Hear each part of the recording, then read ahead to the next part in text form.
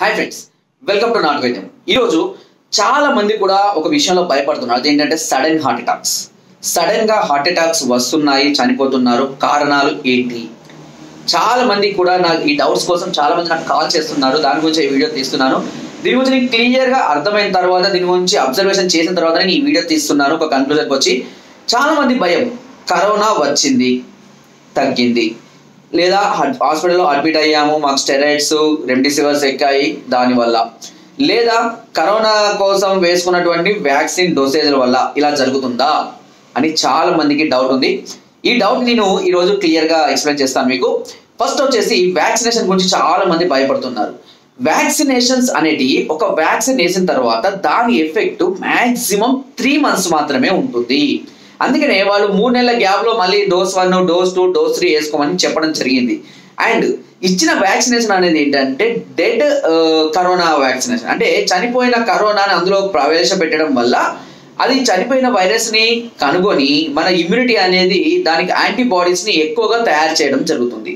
So దానివల్ల మన immunity అనేది పెరిగి ఆ ఇమ్యూనిటీ తట్టుకుని మళ్ళీ మనకు లైవ్ కరోనా వచ్చినా కూడా తట్టుకునేటువంటి ఇమ్యూనిటీ లెవెల్స్ని మనం డెవలప్ చేసుకోవడం కోసమే ఆ వ్యాక్సిన్ అనేది తీసుకోవడం జరుగుతుంది. సో ఈ వ్యాక్సిన్ అనేది కేవలం ఇమ్యూనిటీకి సంబంధించి, అయితే ఇమ్యూనిటీ ఒకేసారి తగ్గి బలహీన పడిపోతున్నారంటే వాస్తవానికి కొంతమంది బలహీన పడుతున్నారు, కొంతమంది పడడం లేదు. కానీ ఇది హార్ట్ మీద ఎలాంటి సైడ్ ఎఫెక్ట్స్ చూపించాయి. అయితే మెయిన్గా మరి కరోనా వల్ల బెడ్ సిక్ అయిపోయి లేదా స్టెరాయిడ్స్ ఎక్కించుకున్న వాళ్ళకి ఎఫెక్ట్ ఉంటుందా అంటే 100% ఉండదు. ఎందుకంటే స్టెరాయిడ్స్ అనేవి ఉన్నాయనుకోండి, మీరు ఇంత నార్మల్గా ఉండలేరు. స్టెరాయిడ్స్ ఎప్పుడు కూడా మనల్ని ఒక రకమైనటువంటి లోకాలకు తీసుకెళ్ళిపోతుంటాయి. అంటే మైకంగా ఉండడము, లేదా కళ్ళు తిరగడము, ఎప్పుడు నిద్రగా ఉండడము, మత్తుగా ఉండడం ఇలా చూపిస్తుంది. మీరు యాక్టివ్గా ఉండలేరు అప్పుడు స్టెరాయిడ్స్ మీ ఒంట్లో ఉన్నట్లయితే.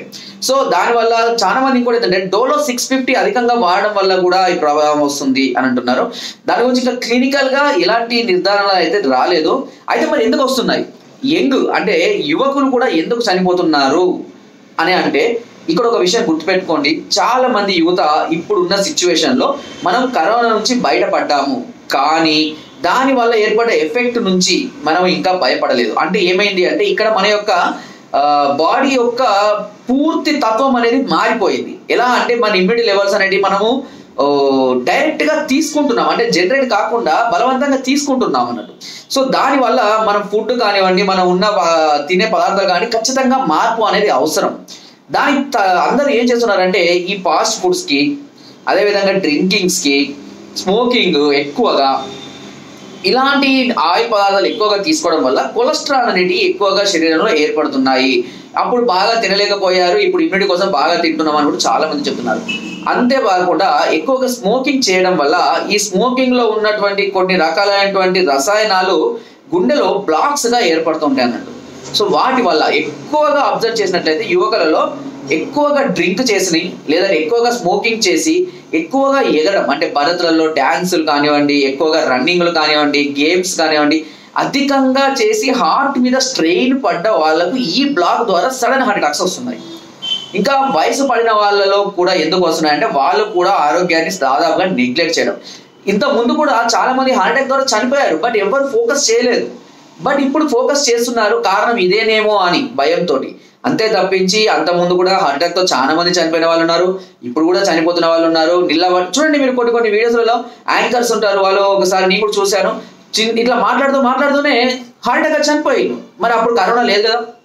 అప్పుడు కూడా యంగ్ పీపుల్స్ ఎంతమంది మీకు తెలుసా, కానిస్టేబుల్ పరీక్షలప్పుడు రన్నింగ్ చేసి కూడా హార్ట్ అటాక్ వచ్చి చాలా మంది చనిపోయారు కూడా. ఈ విషయం మీకు తెలుసా? అట్లా ఎందుకు మరి? అప్పుడు కరోనా లేదు కదా, అప్పుడు కూడా హార్ట్ అటాక్, దాన్ని ఎందుకు ఫోకస్ చేయలేదు? ఇప్పుడు ఎందుకు ఫోకస్ చేస్తున్నారు? మీన్స్ జనాల్లో భయం అనేది పెరిగింది. భయాలు అవసరం లేదు, కాకపోతే ఆహారపు అలవాట్లను ఖచ్చితంగా మార్చుకోండి. ఖచ్చితంగా మార్చుకొని మంచిగా ఫుడ్ తీసుకోవడం, డ్రై ఫ్రూట్స్ తీసుకోవడము, మంచి జ్యూసెస్ తాగడము, ముఖ్యంగా ఆల్కహాల్ని, సిగరెట్స్ని, నాన్ వెజ్ని సాధ్యమైనంత వరకు తగ్గించండి. 100లో ఉన్నట్లయితే మీరు అట్లీస్ట్ 25 కన్నా రండి. మిమ్మల్ని మానుకోమడం లేదు, తినండి. 10 daysకి ఒకసారి తినండి, 10 daysకి ఒకసారి తాగండి.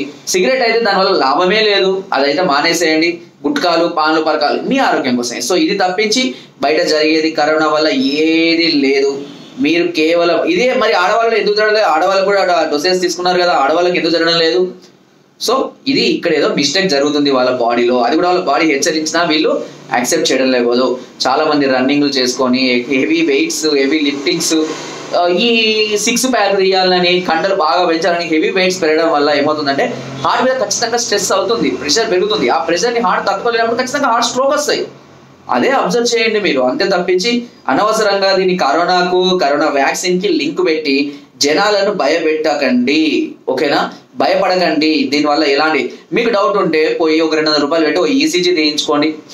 మీకు కొంచెం డబ్బులు ఎక్కువగా ఉన్నట్లయితే ఒక మల్టీ ప్యాకేజ్ దొరుకుతాయి, మొత్తం బాడీ హెల్త్ చెకప్ ప్యాకేజ్ దొరుకుతాయి. ఒకసారి మొత్తం కొలెస్ట్రాల్, బాడీలో ఉన్నటువంటి అన్ని టెస్టులు చేయించుకోండి, హార్ట్కి సంబంధించిన సిటీ స్కాన్ చేయించుకోండి. ఒకసారి చేయించుకోండి చాలు, మీకు తెలిసిపోతుంది కదా మీ బాడీలో ఏముంది లేదా అని. చాలా మంది కూడా గ్యాస్ ట్రబుల్ వల్ల వచ్చే పెయిన్ ని కూడా హార్ట్ పెయిన్ అనుకొని భయపడుతున్నారు. గ్యాస్ ట్రబుల్ పెయిన్ వేరుంటుంది, హార్ట్ పెయిన్ వేరుంటుంది. హార్ట్ లో కనుక మీకు నిజంగా ప్రాబ్లం ఉంది అని అంటే ఖచ్చితంగా అది మీకు ముందుగానే సిగ్నల్స్ ఇస్తుంది.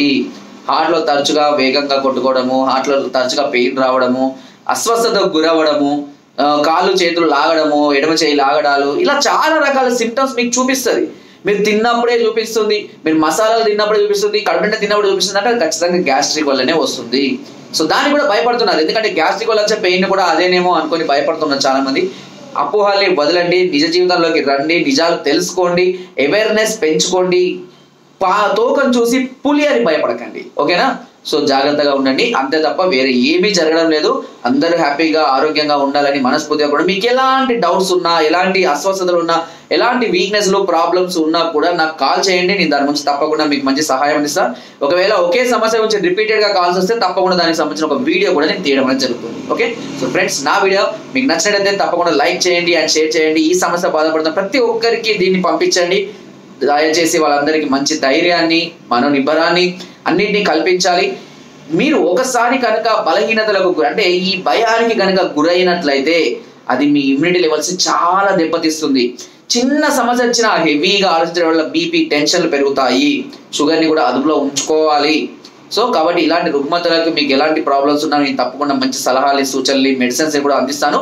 భయపడకండి, హార్ట్ అటాక్లు వస్తాయని భయపడి జీవితాన్ని అనవసరంగా చిన్నగా చేసుకోకండి, ఓకేనా? సో ఫ్రెండ్స్, నా వీడియో మీకు నచ్చినట్లయితే ఒక లైక్ చేయండి, షేర్ చేయండి అండ్ సబ్స్క్రైబ్ చేయడం మాత్రం మర్చిపోకండి. మీ అమూల్యమైన సలహాలు, సూచనలు నాకు కామెంట్ ద్వారా తప్పకుండా తెలియజేయండి. Thank you.